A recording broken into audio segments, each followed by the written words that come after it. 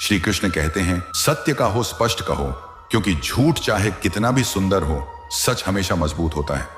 मरने वाले के लिए रोने वाले 1000 मिल जाते हैं, लेकिन जो जिंदा है उसे समझने वाला एक भी नहीं मिलता। बहुत महंगा सौदा हुआ जिंदगी से मेरा। मुझे जिम्मेदारियां देकर सुकून ले गए। भक्ति की दूरी दिखती तो नहीं, पर इतनी मजबूत होती है कि वह परमात्मा को भी बांध सकती है। शिक्षा हमें अंगूठे के निशान से हस्ताक्षर तक ले गई, और टेक्नोलॉजी हमें हस्ताक्षर से फिर अंगूठे के निशान तक ले आई।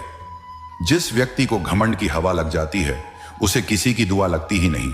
कोशिश करना कभी मत छोड़ो, क्योंकि दूसरा व्यक्ति आपके छोड़े हुए अवसर का लाभ उठाने के लिए तैयार बैठा है।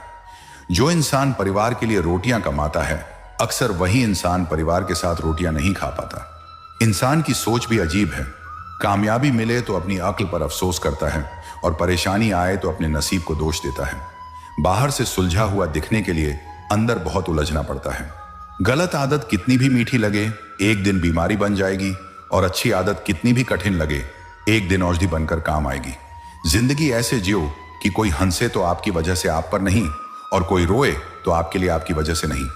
जिसका मन साफ हो उसका मुकाम ऊंचा होता है, भले ही उसके पास साधन कम हो। समय और शब्द दोनों अनमोल हैं। कहने से पहले सोचो और करने से पहले समझो। किसी के जीवन में अपनी जगह इतनी बड़ी मत बना लो कि उसके जाने पर खुद को खाली महसूस करने लगो। ताकत आपके शरीर में नहीं, आपके इरादों में होती है। अच्छी नीयत रखने वाला इंसान हर हार में भी जीत का रास्ता ढूंढ लेता है।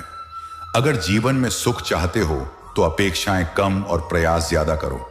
अहंकार इंसान को उतना नहीं गिराता जितना उसका गलत व्यवहार गिरा देता है।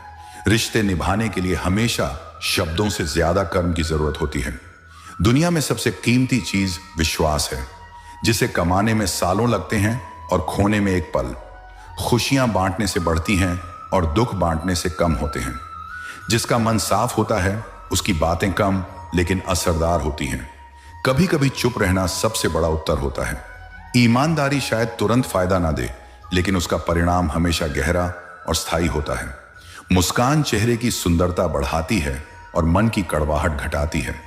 किसी को परखने का सबसे अच्छा तरीका है उसे थोड़ी ताकत और थोड़ा समय देना। अच्छे लोग फूल की तरह होते हैं जो दूसरों के लिए खुशबू फैलाते हैं, भले ही उन्हें तोड़ा जाए। समझदार इंसान वही है जो अपनी गलती मानकर उसे सुधार ले।